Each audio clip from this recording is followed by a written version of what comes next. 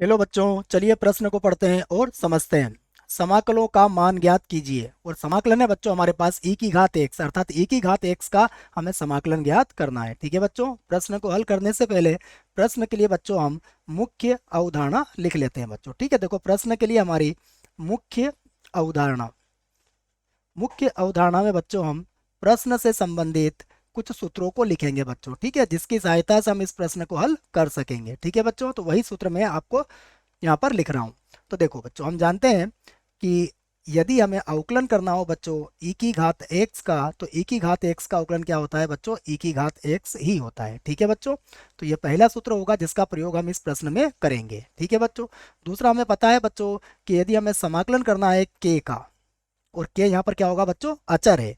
अगर k अचर है बच्चों, तो इसका जो समाकलन होगा वो होगा के एक्स प्लस सी। ठीक है बच्चों, तो अब इन्हीं सूत्रों का प्रयोग हम इस प्रश्न में करेंगे। तो देखो प्रश्न को बच्चों हम आई के बराबर मान लेते हैं। ठीक है, तो माना आई बराबर है हमारे पास ई की घात एक्स और डी एक्स। ठीक है बच्चों, इसको हम समीकरण एक बना लेते हैं।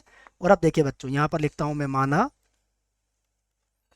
ई की घात एक्स, और ई की घात एक्स को बच्चों में कितना मान लेता हूँ? टी मान लेता हूँ। ठीक है बच्चों, अब देखो इसका अवकलन करता हूँ।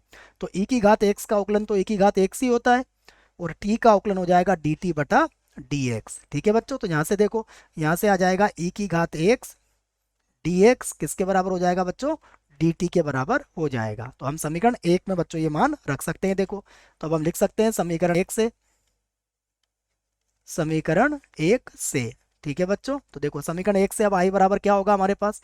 अब हमारे पास आई बराबर हो जाएगा बच्चों समाकलन, और देखो ई की घात एक्स और डी एक्स किसके बराबर आ गया है बच्चों? डी टी के बराबर आ गया है। ठीक है, तो आई बराबर कितना हो गया? ये समाकलन, और यहाँ पर लिख सकते हैं बच्चों हम एक डी टी।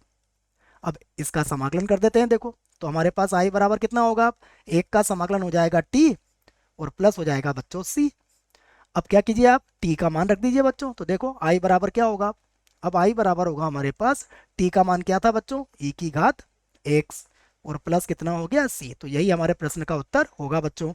आशा करता हूँ आपको इस प्रश्न का उत्तर समझ में आया होगा। धन्यवाद।